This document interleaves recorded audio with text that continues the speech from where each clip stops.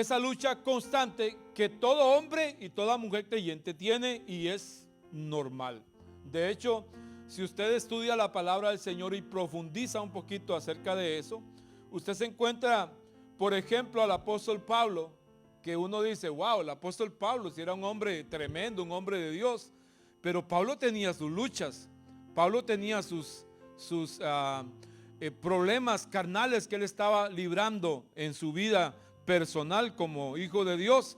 Y de hecho Pablo dice, ay de mí, dice, ¿quién me librará de este cuerpo mortal? Porque queriendo hacer yo lo bueno, no puedo, porque hay una parte de mí que me dice, haga lo bueno, pero una parte dice, haga lo que es malo, ¿verdad? Y entonces tenemos que tener muy claro que el hecho de que seamos cristianos no nos vuelve a nosotros santos. Eso es algo que usted y yo debemos de tener bien claro en nuestra vida. Cuando usted viene a Cristo, algunas personas creen que ya somos como que tenemos una aureola, ¿verdad?, sobre nuestra cabeza, que ya somos seres santos y que ya no tenemos, ya no podemos pecar. Al contrario, ahora vamos a ser el objetivo del enemigo, que va a ver de qué manera nos ataca para que usted y yo nos comportemos indebidamente. Entonces tenemos esa lucha constante, esos deseos mundanos que nos están atacando constantemente y que nos impulsan para hacer todo aquello que no agrade al Señor. Como personas pecadores, como hijos de Dios, estamos luchando contra eso. Y entonces usted podría de repente mencionar o pensar en qué áreas de su vida usted lucha constantemente con respecto a esos deseos carnales que usted y yo tenemos constantemente. Usted puede buscarlo en su propia vida, analizarse. Por ejemplo, hay personas que tienen problemas con vicios, personas que tienen ese problema, que dicen que aman a Dios, pero están luchando contra un vicio. Una persona, por ejemplo, está habituado a las cosas del mundo. Dice, a mí me agrada la iglesia, pero a mí me gusta ir a los parties, me gusta bailar, me gusta hacer aquí, me gusta hacer lo otro, ¿verdad? Entonces, por mencionar algunos, pero lo importante aquí no es qué tanto lo jala a usted el mundo pecador o el mundo carnal, sino cuánto usted está dispuesto o dispuesta a obedecer a Dios. Es importante también que usted tenga bien claro que esa lucha que usted y yo tenemos constantemente con los deseos de la carne, no podríamos vencerlos si no es a través de la ayuda del poder de la presencia del Espíritu Santo en nuestra vida. El único que nos puede ayudar para poder luchar contra todo eso es el poder del Espíritu Santo. El Espíritu Santo es el que nos da esa energía extra, ese valor extra, ese poder extra para poder vencer todas esas situaciones en nuestra vida. Desde el momento que usted y yo aceptamos a Jesucristo como Señor y Salvador de nuestra vida, entonces ahora usted ya pertenece al reino de Dios y ahora usted tiene una ayuda extra en su vida, que es el poder del Espíritu Santo, que le va a ayudar en tiempos de tentación o en tiempos de dificultad. Nuestro Señor, en su sabiduría, nos ha dejado esa fuerza a nosotros. ¿No le parece a usted maravilloso? Imagínese usted tener un automóvil y que ese automóvil funcione sin gasolina, que nunca tenga ni que cargarlo, ni echarle gasolina, ningún combustible. ¿Qué pensaría usted de eso? ¿Funciona un carro sin combustible? No funciona, ¿verdad que no? El Espíritu Santo cumple esa función en nosotros. Como el auto necesita del combustible, así usted y yo necesitamos del combustible del Espíritu Santo en nuestra vida para poder salir adelante en nuestra vida como hijos de Dios. Una vida agradable a Él, aún en un mundo perdido, porque recuerde que Jesús le dijo a los discípulos, ustedes están en el mundo, pero no pertenecen al mundo. El mundo entero, dice la Escritura, que está bajo el dominio del enemigo. Y la función del enemigo es ver cómo hace que los hijos de Dios o aquellos hombres o aquellas mujeres que han profesado a Jesucristo como Señor y Salvador de su vida él va a buscar la manera, a ver de qué manera lo desvía del propósito de Dios. Esa es la razón, ese es el objetivo, esa es la lucha primordial de nuestro adversario, a quien Jesús derrotó en la cruz del Calvario. Satanás no va a ir a buscar a ver de qué manera desvía a alguien que ya él tiene control sobre ellos. A una persona que está en una cantina o que está haciendo lo malo, él no va a buscar ahí. El lugar más importante para el enemigo es buscar dentro de la iglesia del Señor a ver cuál creyente se descuida espiritualmente para él atacarlo y hacerlo, hacer cosas que no están bien delante de Dios. Cuando una persona se deja dominar por el deseo de la carne, entonces está en problemas, ¿verdad? Y por eso usted tiene que estar en esa lucha constante con usted mismo, con Dios, y cada vez de que usted tenga esos impulsos, usted y yo debemos de pedirle al Espíritu Santo que nos ayude a vencer esa situación. Lo que agrada al Señor es que usted sea un hombre o una mujer controlada por el poder del Espíritu Santo. Usted y yo, como creyentes, como hijos de Dios, hemos sido llamados para vivir en el Espíritu. Y aquí hay algunas cosas que queremos recalcar en esta mañana, y es que vivir en el Espíritu no es lo que muchas veces hemos escuchado hablar. Porque vivir en el Espíritu no es emocionalismo. No es emocionalismo. Hay gente que se deja llevar por la emoción y creen que vivir en el Espíritu es un asunto de emociones. Y de hecho el domingo anterior lo hablábamos de esa manera. El creyente carnal se deja llevar por experiencias o emociones espirituales. Pero el creyente espiritual no se deja llevar por las emociones vividas, sino por lo que significa Cristo Jesús en su vida. Entonces, no es que nosotros ahora vamos y dependemos de una emoción, ¿verdad? Porque la gente, una de las cosas que más el enemigo quiere hacernos creer es que nuestra vida cristiana se tiene que regir por cosas emocionales en la vida espiritual. Si siento Dios, si siento escalofríos, si tiemblo, si me caigo para atrás, si alguien me impone las manos y me voy para el suelo. Aunque no estamos limitando al Espíritu Santo en cuanto a que Él pueda hacer eso en nosotros, sino que usted tiene que definitivamente basar su relación en Dios no por emoción, sino por convicción. Ser gobernado por el Espíritu Santo no es únicamente hablar en lenguas, danzar con las alabanzas o llorar cuando adoramos al Señor, pues eso de nada sirve si venimos y adoramos, danzamos, lloramos delante de Dios y después de que salimos de ese tiempo venimos y volvemos a caer en lo mismo. No sirve de nada. Entonces la segunda cosa que es importante aclarar con respecto a ser dirigido o vivir en el Espíritu Santo es que el hecho de vivir en el Espíritu Santo no nos hace a nosotros santurrones. ¿Ha escuchado la palabra santurrón? ¿Verdad? Es esa gente que creen que ellos son unos santos, que nadie puede fallar, que nadie puede cometer un error en la vida, porque ellos se creen perfectos y no tienen la capacidad de poder ayudar a otros, porque ellos son tan santos y yo no puedo relacionarme con esa persona porque yo soy un santo. Yo no me puedo hablarle a esa persona, no me puedo relacionar con esa persona, no puedo ir a una fiesta de esa persona porque no es cristiana. Son personas santurronas. Esa persona que es santurrona trata de tener su cristianismo de una forma de apariencias. Vive de apariencias, ¿verdad? Es una persona que refleja una santidad exterior, pero que en el interior realmente es otra cosa. Esa persona que juega de santurrona no necesariamente es una persona que de verdad anda conforme a la palabra de Dios, o no es una persona que anda viviendo en el Espíritu de Dios. ¿Qué significa entonces vivir en el Espíritu? Significa ser controlado por el Espíritu Santo de Dios en nuestra vida. Y ahí vamos a leer Gálatas capítulo 5, versículo 22 al versículo 23 y 24 y 25.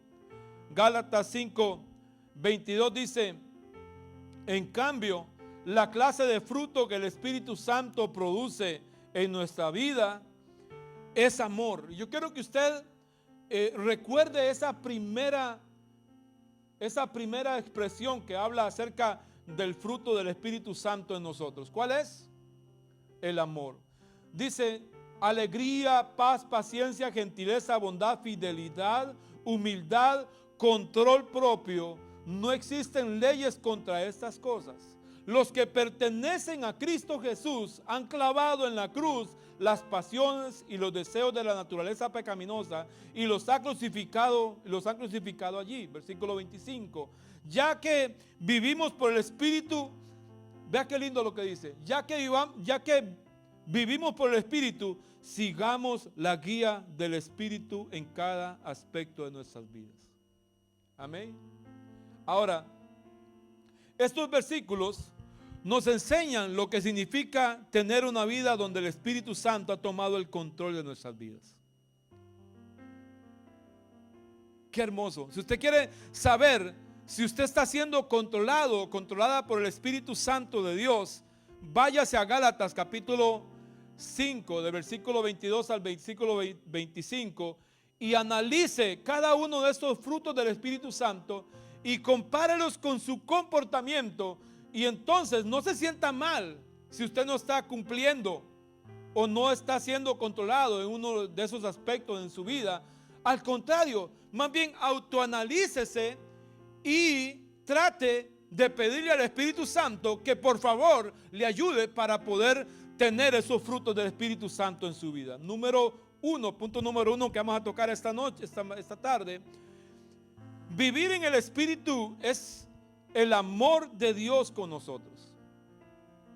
Cuando vivimos en el Espíritu, lo primero que vamos a reflejar en nuestra vida es el amor de Dios.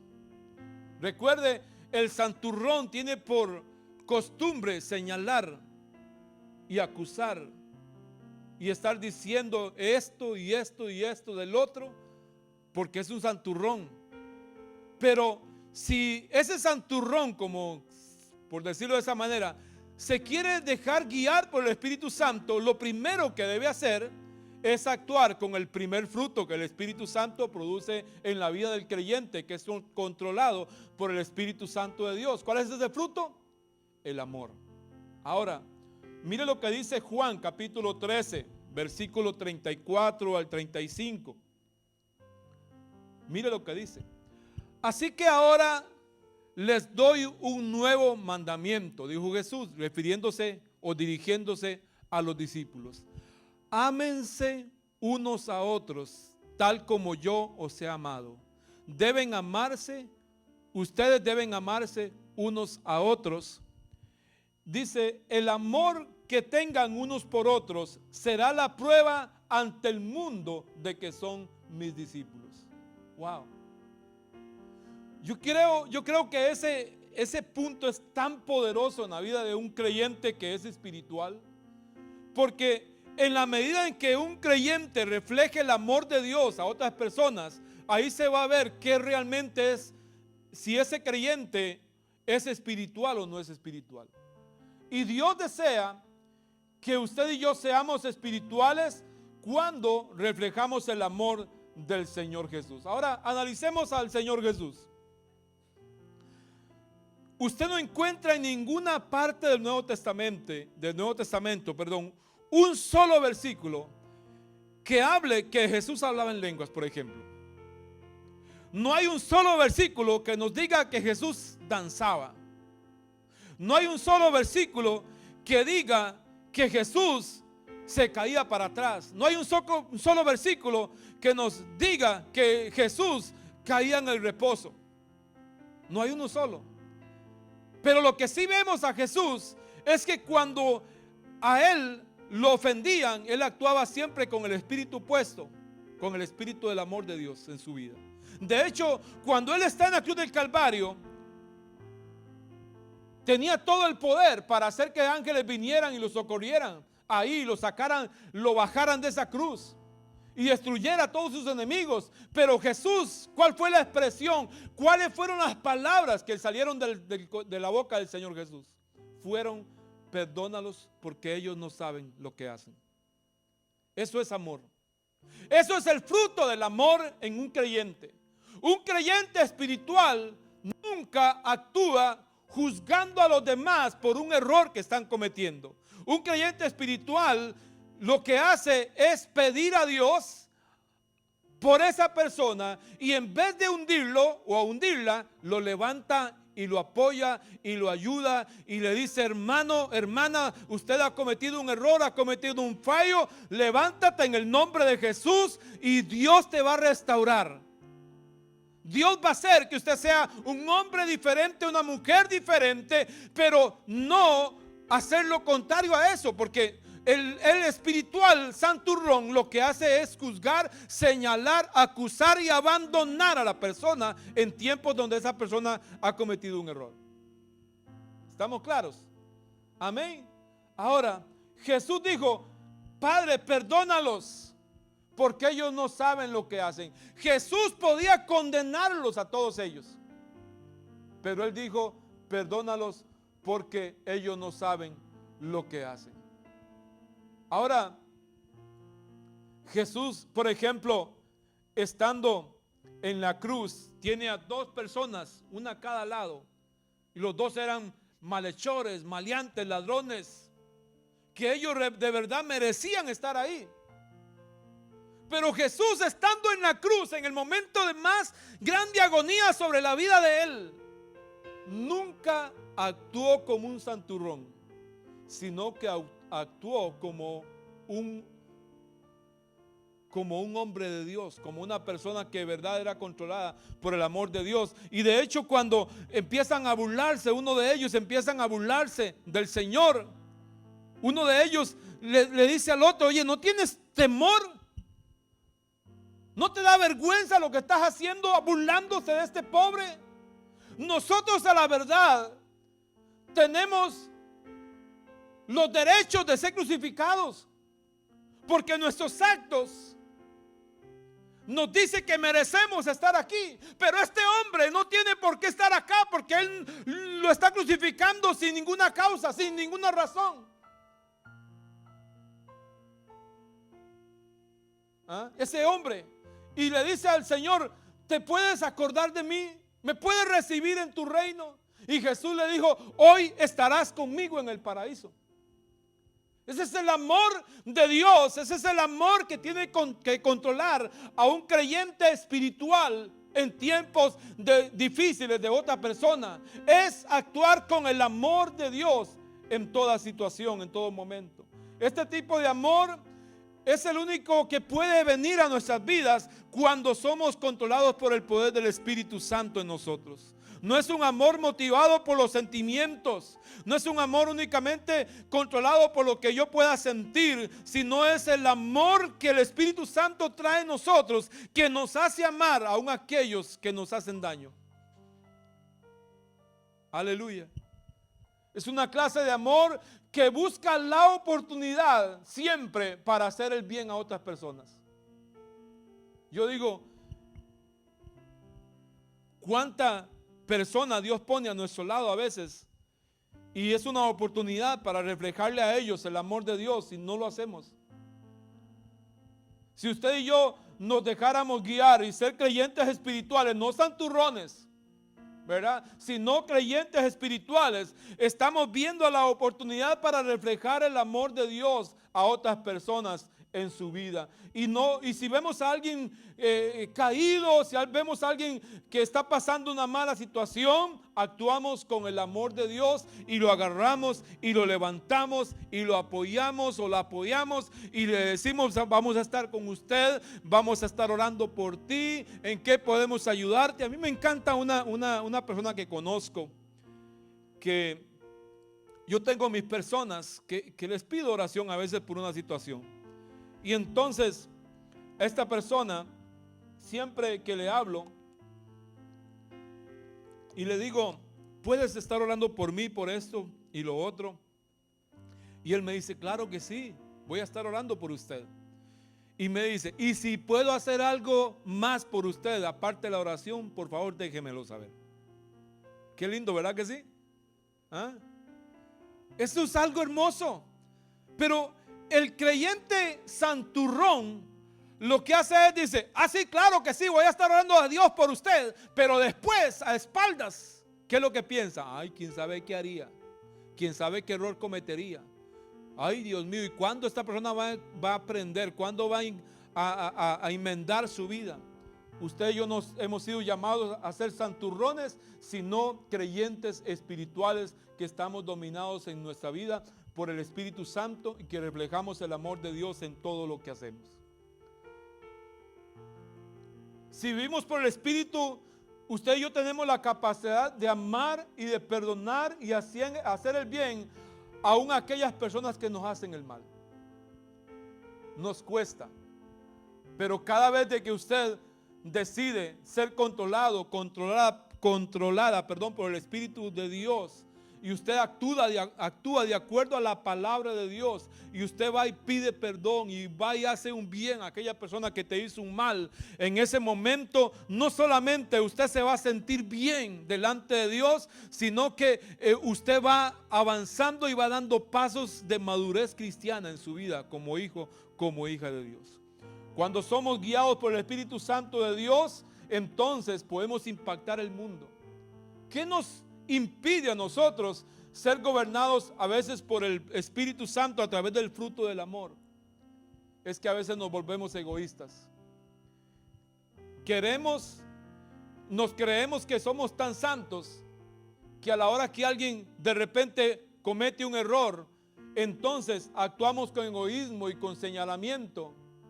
Y en vez de levantarlo y restaurarlo, lo que hacemos es ponerle el pie encima y levantarlo. Segundo punto, vivir en el Espíritu es vivir con gozo. ¿Cómo nos cuesta vivir con gozo en nuestra vida cuando las cosas no marchan bien? ¿Verdad que sí? Cuesta muchísimo. Primera Tesalonicenses capítulo 1 versículo 6. Lo tengo en dos versiones. No sé si está ahí, pero tengo la versión Reina Valera y tengo la versión Nueva Traducción Viviente.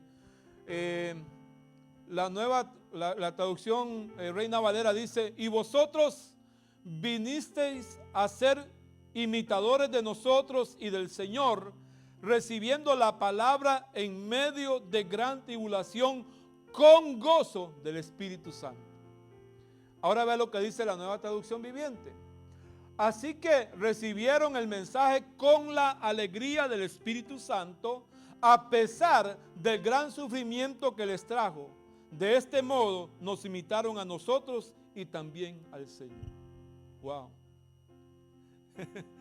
¿Cómo nos cuesta a veces cuando estamos atravesando un tiempo difícil en nuestra vida poder recibir la palabra con gozo y alegría? ¿Verdad que sí? ¿Ah? Pero el Espíritu Santo de Dios dice a través del apóstol Pablo que la iglesia de Tesalónica dice que recibieron el mensaje con alegría del Espíritu Santo, a pesar de que ellos estaban en un gran sufrimiento en ese momento. Wow. O sea, que eran creyentes que a pesar de la tribulación que estaban atravesando, tenían un corazón receptivo en sus vidas para recibir la palabra de Dios en ellos. Y eso dice que lo recibieron a través del gozo que ponía en ellos el Espíritu Santo de Dios. Uno no se entiende cómo una tribulación, en medio de una tribulación, podemos estar con ese gozo, con esa fortaleza. Y es que la Biblia dice, tremendamente dice, que el gozo del Señor es nuestra fortaleza. Wow. El gozo del Señor es nuestra fortaleza. El gozo es la manifestación de la presencia del Espíritu Santo en nuestra vida. Nadie puede tener gozo que aquellos que tenemos en Cristo, que tenemos a Cristo Jesús en nuestro corazón. Es ese gozo que la gente no puede entender. ¿Y qué le pasa? Si está pasando por un tiempo difícil, si ese cliente lo trató mal, si tuvo un accidente, si le pasó esto y lo otro, y aún así no pierde la sonrisa de su rostro. ¿Sabe por qué? Porque el gozo del Señor está sobre nosotros por el Espíritu Santo. Cuando estamos en ese momento es cuando viene y tenemos en nosotros esa seguridad de que nuestra vida está en comunión con Cristo y que nuestro gozo, nuestra alegría no depende de las circunstancias que vivimos, sino depende de lo que está dentro de nosotros, que es el poder del Espíritu Santo que nos da la fuerza para seguir adelante bajo cualquier circunstancia en nuestra vida. Amén. Vivir en el Espíritu es saber que no importa la situación, Cristo Jesús está con nosotros, y eso es gozo. Saber que Cristo está con nosotros en todo momento, y no solamente eso, sino que tenemos la ayuda extra, que es el poder del Espíritu Santo en nosotros, en nuestras vidas. Pablo, cuando usted analiza a Pablo no lo ve danzando ni hablando en lenguas, pero sí encontramos muchos versículos de la palabra de Dios donde él le dice a la iglesia, a los creyentes: regocíjense, tengan gozo. Pablo. Entonces, yo les preguntaría a ustedes, ¿usted cree que Pablo era un santurrón? Santurrón es aquel que presume que es santo, pero su comportamiento, su vida indica otra cosa. No, Pablo, de hecho, esto es tremendo, esto no lo tengo en mis notas, pero hay un versículo donde dice que Pablo se rapó, se cortó el cabello con tal de ganar a otros para Cristo. Se bajó al nivel de otras personas con tal de manifestarles el amor de Dios a ellos. Un santurrón que dice: ay, mire ese, cómo se peluqueó, cómo se viste, cómo anda, cómo habla. El santurrón que anda acusando piensa de esa manera, pero Pablo se cortó el cabello para ver de qué manera podía ganar a aquellos que no conocían del Señor. Eso es reflejar el amor de Dios en nuestras vidas. Punto número 3. Vivir en el Espíritu es vivir una vida apacible por el Espíritu Santo. Efesios 4, capítulo 4, versículo 1 al 3. Dice lo siguiente: por lo tanto, yo, prisionero por servir al Señor, les suplico que lleven una vida digna del llamado que han recibido de Dios, porque en verdad han sido llamados. Wow. Quiero que analicemos un poquito eso. Dice Pablo que él le suplica, que nos suplica a nosotros, y haz de cuenta que no es Pablo en esta mañana hablando a su vida, ni que soy yo, sino el Espíritu de Dios hablando a tu vida, y que te dice: yo te suplico que por favor trate de llevar una vida digna por el llamado de Dios que está sobre usted.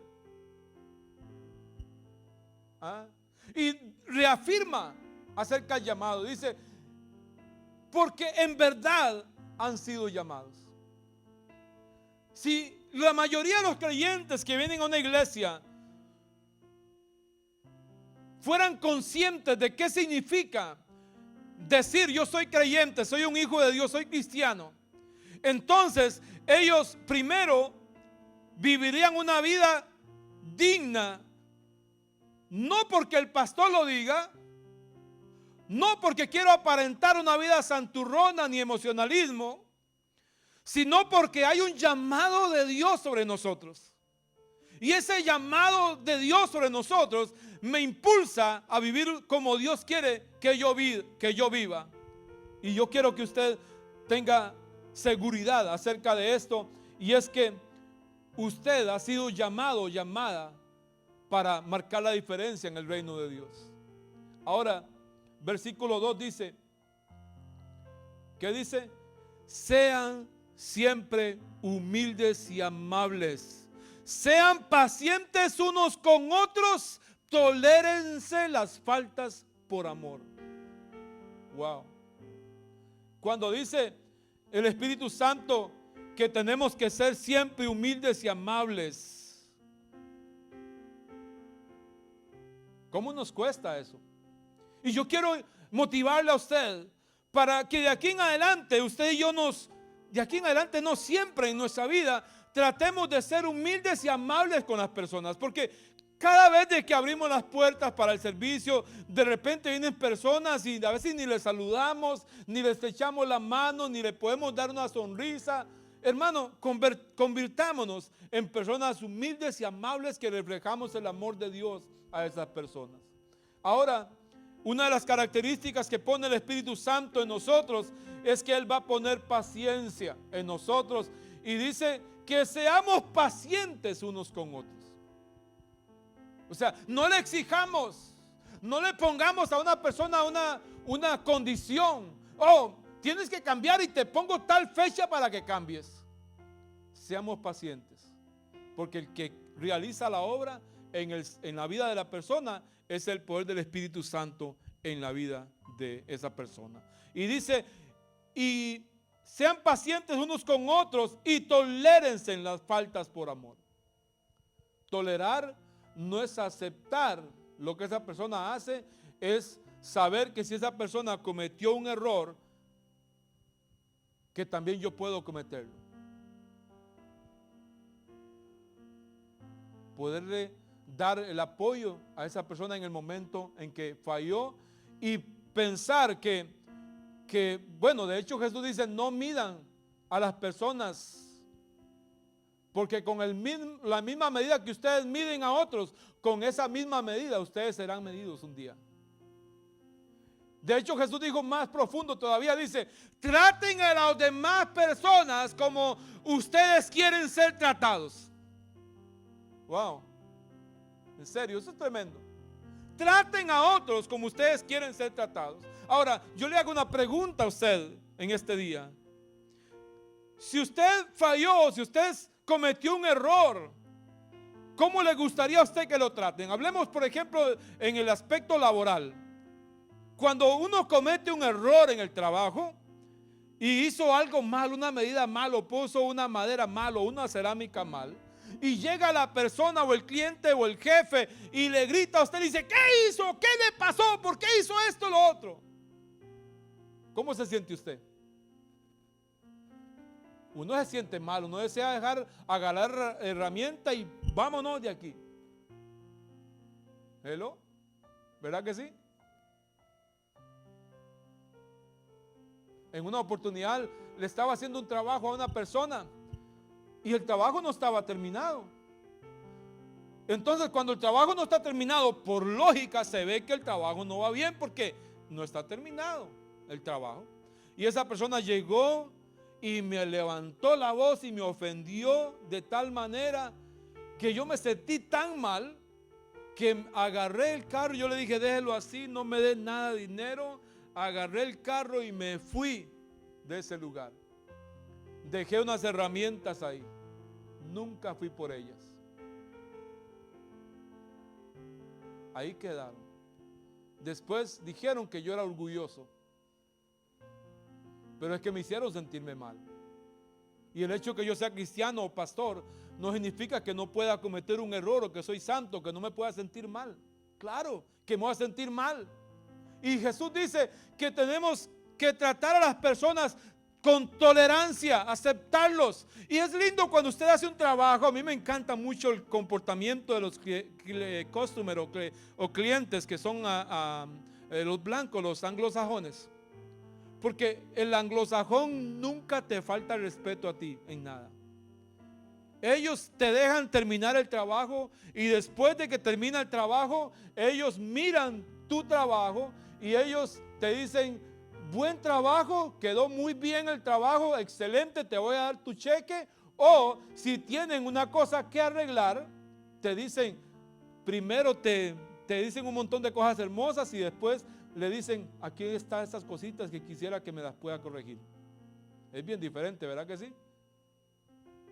Y entonces uno, claro que sí, lo vamos a hacer, lo vamos a arreglar. Eso es bonito. Trátesen a otras personas con tolerancia. Verso 3 dice, hagan todo lo posible por mantenerse unidos en el Espíritu y enlazados mediante la paz. Wow. Una vida apacible es una vida llena de paciencia y de paz para con Dios y con los hombres. Cuando soy gobernado por el Espíritu Santo de Dios, puedo ser un agente de paz, teniendo paciencia con las debilidades de los prójimos. Dígame a mí de eso, uno como pastor, a veces uno se queda mirando a veces el comportamiento de alguien y uno dice, ay Dios mío, pero el Espíritu Santo pone en nosotros ese amor. Y Dios pone en nosotros que esa persona tiene oportunidad. Por eso yo siempre digo, yo nunca pierdo la fe en las personas, nunca.